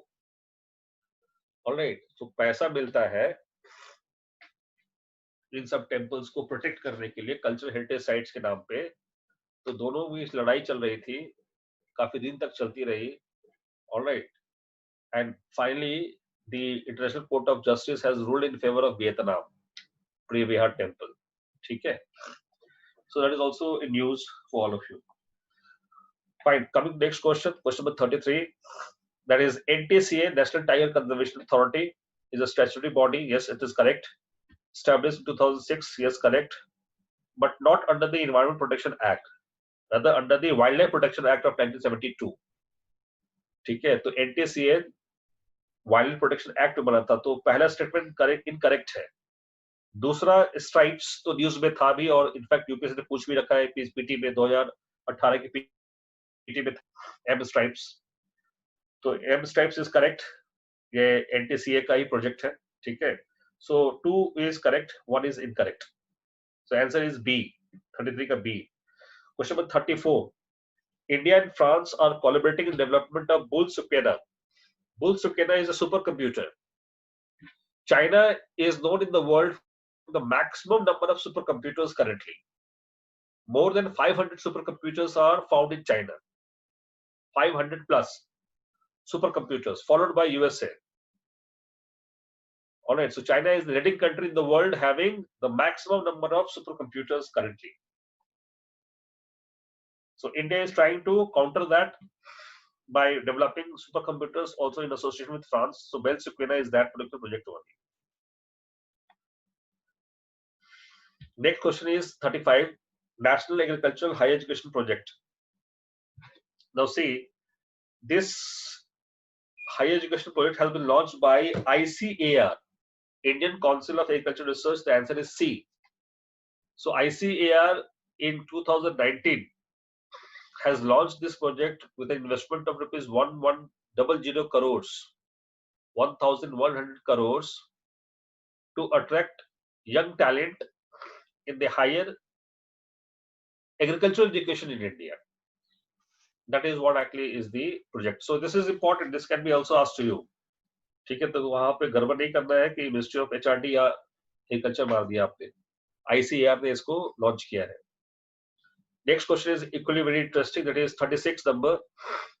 So Mishmi tribe of Arunachal Pradesh was found to be protesting recently because of what? Because of declaration of Dibang Wildlife Sanctuary as tiger reserve. So Idu Mishmi tribe of Arunachal Pradesh has been found to be protesting. Why? Because of Idu Mishmi tribe क्यों protest किया? क्योंकि Dibang wild life sanctuary को tiger reserve घोषित कर दिया गया है recently by the government of India ने. ठीक है, सवाल ये उठता है कि भाई तो उससे क्या दिक्कत हुआ? देखो इशू ये है कि once you declare a particular area as a tiger reserve, first of all let us understand why it was declared as a tiger reserve. See, Government of India has launched various border road construction projects. Now this wildlife, that is Dibang Wildlife Sanctuary, is also on the border area. Now government has constructed all weather roads to connect to Dibang Wildlife Sanctuary also. Now because of this, the activities of tourism and the movement of people is going to increase tremendously in this particular location. Therefore, the government had to control the movement of tourists also in these regions. The government had declared this region as a wildlife or a tiger reserve basically. Because after having declared as a tiger reserve, of course, the movement would be restricted, the first thing. Secondly, even the cutting of trees, taking the, let's say, forest products, so these also will become very difficult for everyone. So, the Idu Mishmi tribe, they protested because of this reason, because they have been frequent visitor in this particular wildlife area and collecting lot of forest products without any restriction. लेकिन अब उन पे restriction लग जाएगा. अब they cannot actually collect the products very easily. ठीक है. However, these tribes are claiming कि टाइगर्स के साथ वो बचपन से रहते आए हैं और ये पूर्वज रहते हुए आए हैं. So they treat tigers as the elder brothers. So they don't harm tigers. Only in that case of self-defense, they may have harmed any tiger in the past. Tiger उनसे मर भी जाता है तो उसको आदमी की तरह वो उसका दाह संस्कार करते हैं. So this is how they treat tigers in that area. ठीक है. So Idu Mishmi tribe has protested because of this reason, that why this particular belt has been declared as tiger reserve by the government recently in 2018. Okay, that is the issue. Fine. Coming to next question. Next question is GAFA tax. So GAFA tax is well known, that is launched by France. All right. So GAFA is Google, Apple, Facebook, Amazon tax. ठीक है, तो ये पता ही होगा आपको. तो France होगा answer. Next question is 38 number, that is PM Shram Yogi Mandhan Yojana. Now, first and foremost, it has not been launched by Ministry of Finance. Ministry of Labor ने इसको launch किया है. ठीक है. So Labor Employment has launched this scheme, not the Ministry of Finance.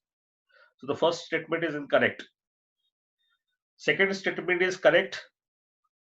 15,000 से कम जिसकी मासिक आय है उसको 18 से 40 साल के बीच में वो इस स्कीम के लिए एलिजिबल है. ठीक है. Third statement is also incorrect, क्योंकि पेंशन जो है वो 3,000 रुपया मिलेगा और वो भी 60 साल के बाद, ताकि 58 साल के बाद. So not 58 years, rather 60 years. ठीक है. So that is the reason why third statement is also incorrect. So only second is correct here in this particular option. Question number 39.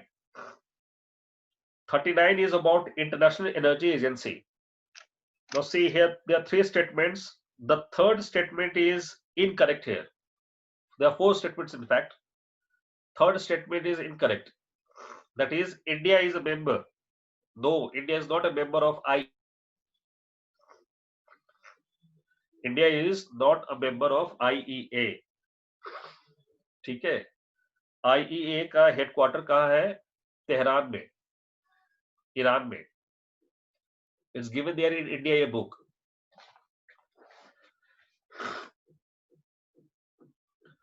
ठीक है.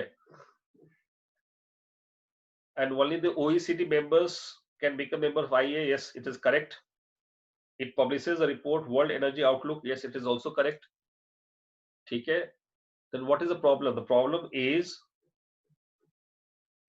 here that India is not a member of this particular institution. And secondly, to become a member of this institution, one has to be an oil producing country. An oil producing country of having reserves of more than 90 days.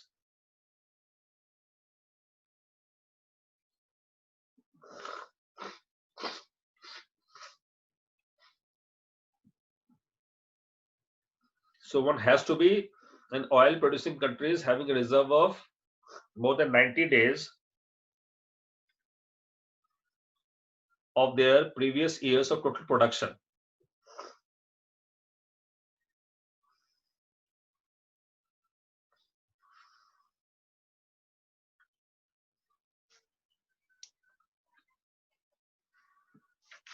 Fine.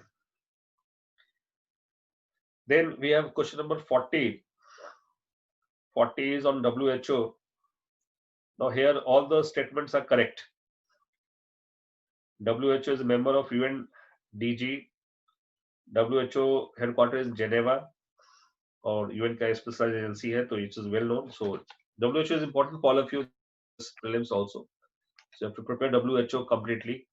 How the members are elected, how the non-executive members are elected. For example, India has been appointed as a, or Indian health minister has been appointed as a WHO executive council member also. Chief of executive council of WHO also. So that is equally important. You see that aspect also. Coming to question number 41. See, question number 41 is on Mission Shakti. So Mission Shakti is a well-known project of DRDO, which was in news also. It is an anti-satellite missile. Answer is C. Fine. And Mission Shakti has made India one of the few countries in the world which actually has developed this technology to hit any satellite in space also. All right. So that is a typical information about India because only it was in position of US, Russia, and China. So US, Russia, and China were having this ASAT technology. Now India has also developed it. So India has become a member of this elite club. Now one information for all of you is equally important here, and that is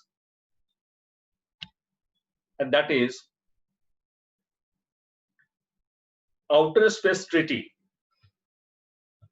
Because after striking this satellite or experimenting with this ASAT, a lot of issues cropped up regarding the pollution in the space. All right. So idea is there any law to govern that or not? So the point is that there is an Outer Space Treaty of 1967. Outer Space Treaty of 1967. India also signed it in 1982. So India signed Outer Space Treaty of 67 in 1982, but it prohibits, Outer Space Treaty only prohibits the testing of weapons of mass destruction in outer space. It prohibits the testing of WMD in outer space.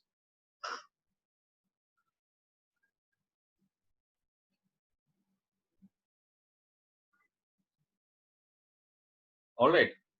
So therefore, India's testing of ASAT was not under the Outer Space Treaty's embargo. All right. So that is the issue. Next question is equally interesting for all of you. That is, consider the following. This question can be asked to any time in your examination. Now, these are the electronic equipments mentioned over here, like color television, computers, ceiling fans, air conditioning, washing machines. So which among the above do not come under mandatory star rating product? Because this is important in the context of recent Government of India's guidelines, the Bureau of Energy Efficiency guidelines regarding the star rating for two more products. That is microwave oven and washing machines. अब अपने घर पे देखिएगा कि अगर oven है या washing machine है तो उस पर स्टार रेटिंग नहीं होगा। बाकी के इंस्ट्रूमेंट्स पे स्टार रेटिंग मिल भी जाएगा, सीलिंग फैन पे स्टार रेटिंग नहीं होगा, है ना। तो ये सब इसलिए कि इसमें मैंडेटरी नहीं है अभी तक, बाकी मैंडेटरी है। तो इसमें क्वेश्चन ये पूछ रहा है कि which among the above do not come under the mandatory star rating. तो मैंडेटरी में कौन कौन सा नहीं आते हैं? तो answer is a, that is 2, that is computers, ceiling fans and washing machine. On the other hand, color television, it's mandatory to have star rating. Air conditioning, of course, it's mandatory to have star rating. All right. So therefore, out of these options, the 2 were in mandatory and the rest were under the voluntary, in fact. So what has happened? Microwave और washing machine के लिए अभी सरकार ने, be ने एक घोषणा जारी की है जिसमें ये कहा गया है 2019 में कि दिसंबर 2020 तक, अब इस साल 2020 तक जितने भी मैन्युफैक्चरर्स हैं, खासकर माइक्रोवेव ओवन के और वॉशिंग मशीन के, उनको ये ऑप्शन दिया जाता है कि स्टार रेटिंग दे दे, मतलब वॉलंटरी है वो।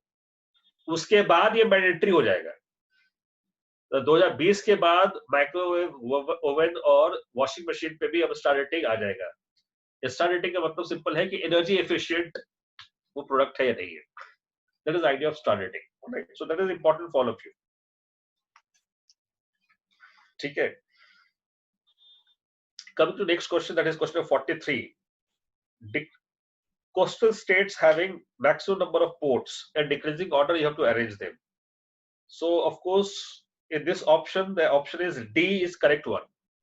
That is Maharashtra, Gujarat, Andaman Nicobar and Karnataka.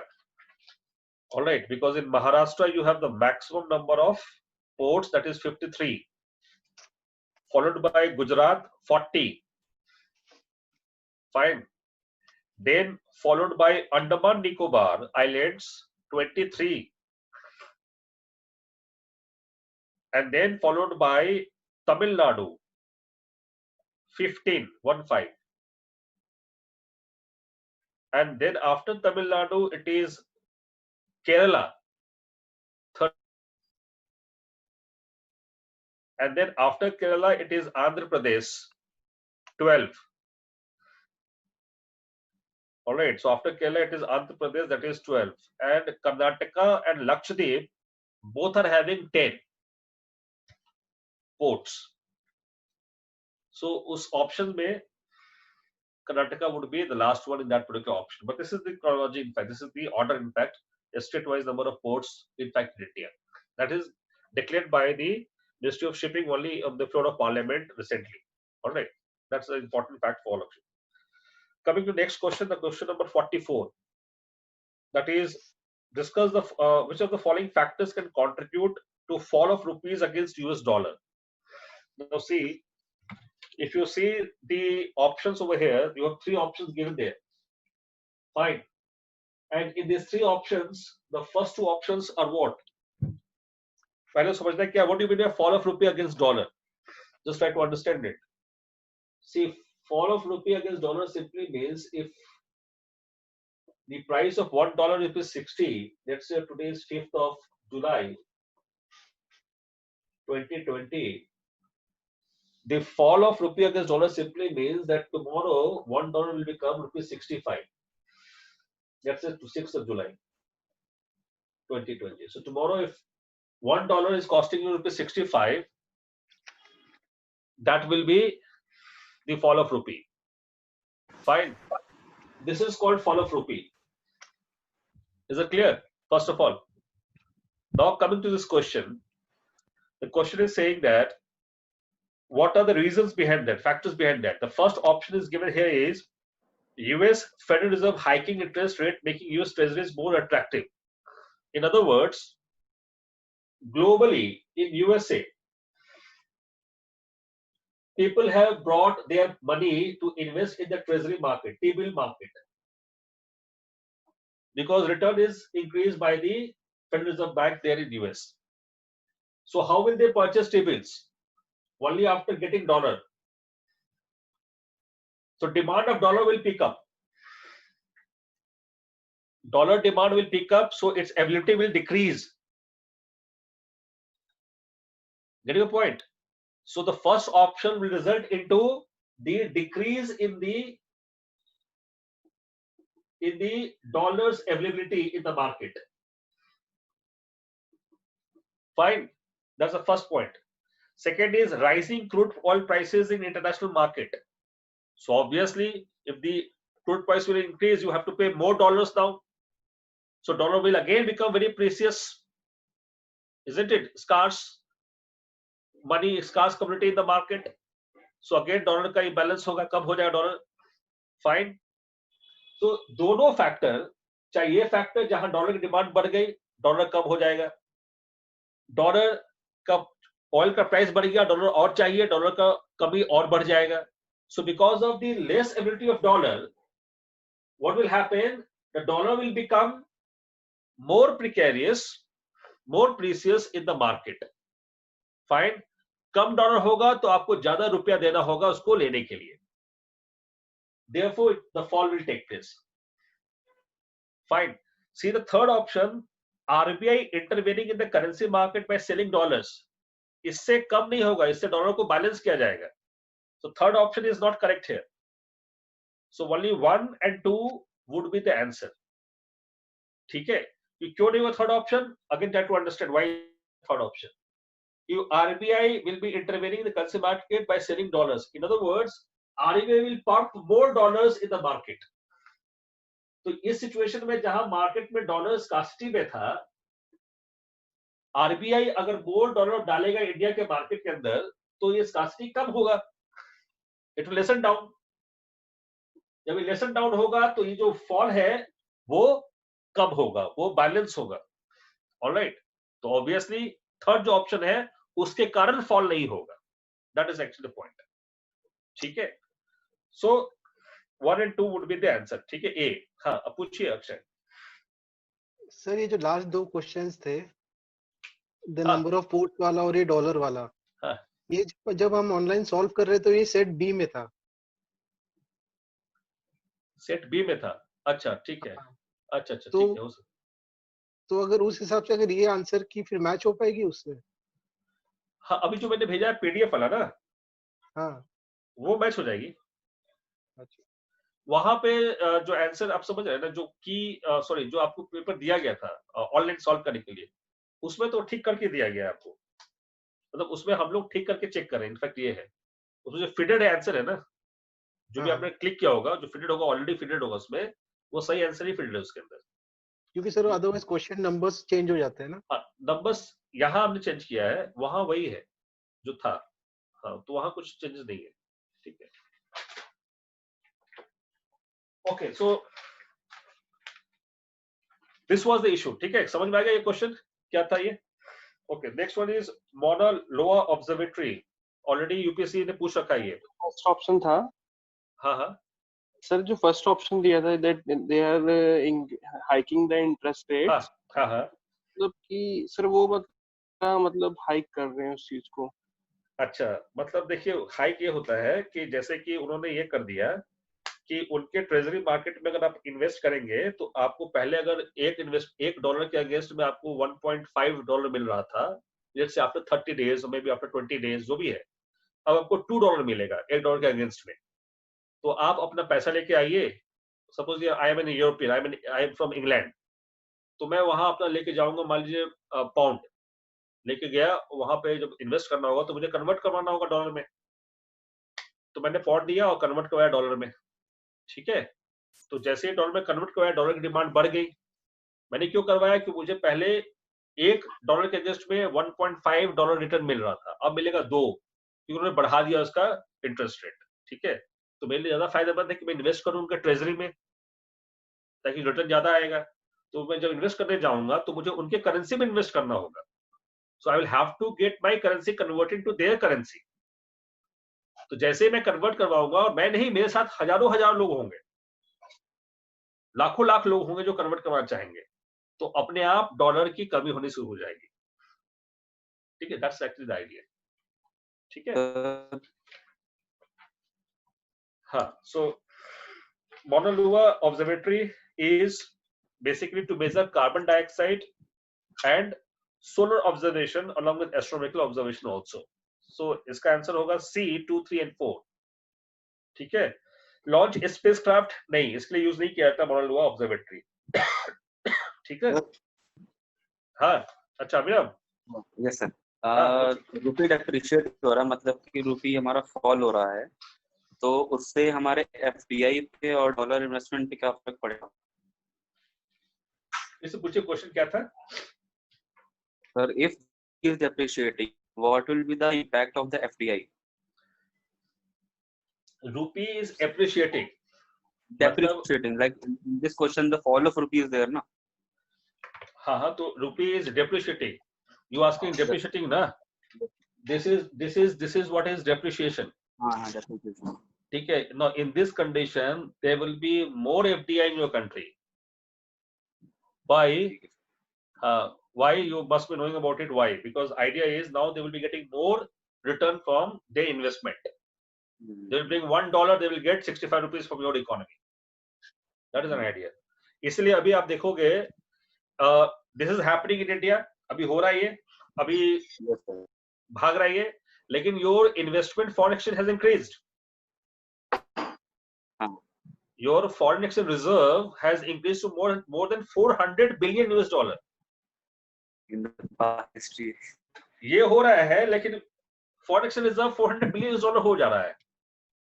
It is how it is happening, because this is two contradictory concepts altogether.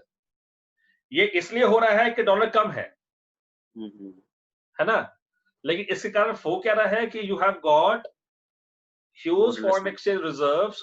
Recently, India has surpassed all records of the past. All right, so that is actually the outcome of that. ठीक है. Okay, so let's now conclude it. So next question is 46, that is elephant bonds. So elephant bonds recently introduced by the government, especially for those who actually have not disclosed their income in the past. So undisclosed income के लिए जो पैसा वो जमा कर रहे हैं, जब उनको दिया गया टाइम कि अब अपना एमनेस्टी स्कीम के तहत मामला सुलझा लीजिए, सरकार ने एलिफेंट बॉन्ड भी जारी कर दिया कि वो एलिफेंट बॉन्ड में भी इन्वेस्ट करके they can of course they can come out from their legal liability. ठीक है.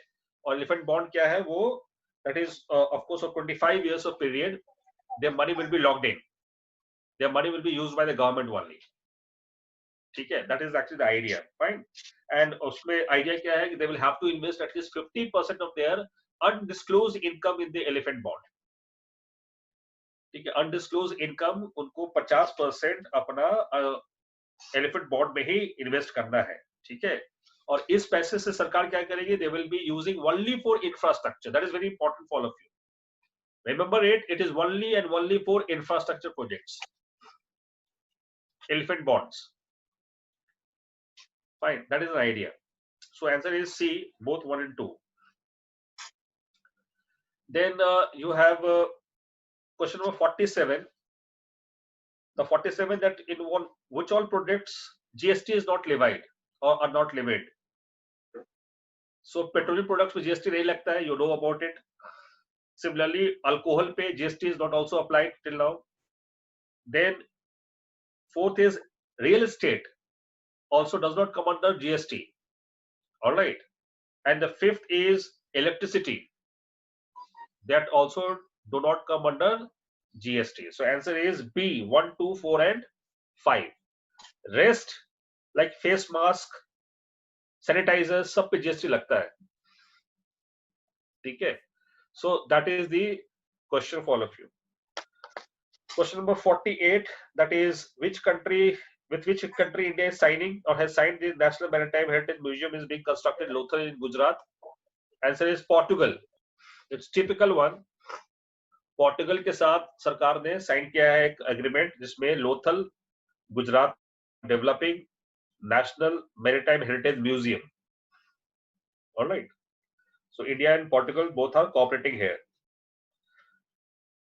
Question number 49. 49 में you have Dragonfly mission of NASA to study what? It is to study Titan. Titan. What is Titan? Titan is basically the largest moon of Saturn. So largest moon of the Saturn planet, Titan, is going to be studied by NASA in 2026 through Dragonfly mission.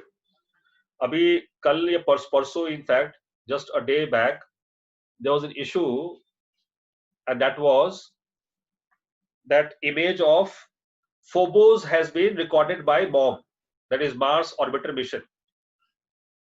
है ना? सुना होगा? Mars Orbiter Mission has recorded the images of Phobos. Phobos is what? Phobos is also a moon of Mars.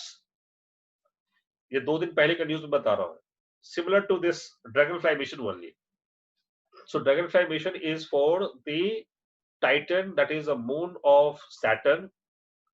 Similarly, 2 days back, image of Phobos has been made public by India's ISRO, which is recorded through the Mangalyaan.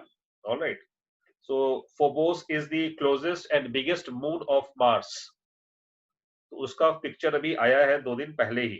ठीक है, पहली बार ऐसा हुआ है कि हमारे पास Phobos का भी पिक्चर आना शुरू हो गया. इनफैक्ट खैर, last question for me is question number 50.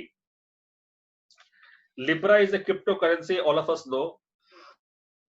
We also know Libra has been released or is going to be released by, of course, Facebook.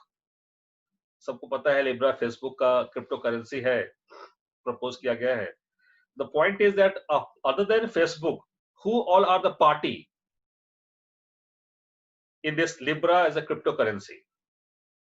So other than Facebook, even Visa and Uber, they are also the party in the concept of this cryptocurrency of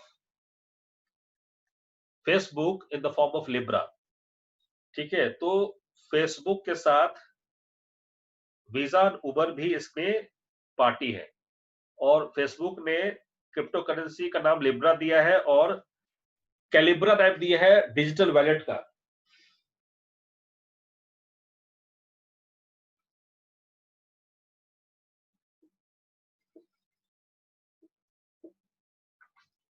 All right, Calibra. Calibra is the name of the digital wallet.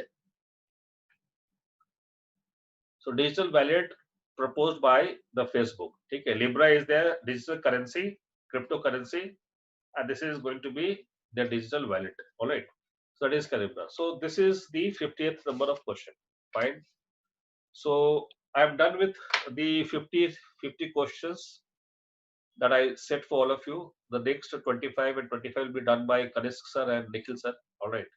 So now I'm over giving this particular platform to Kanishk sir. Kanishk sir is waiting there. So let me see where is Kanishk sir. So Kanishk sir,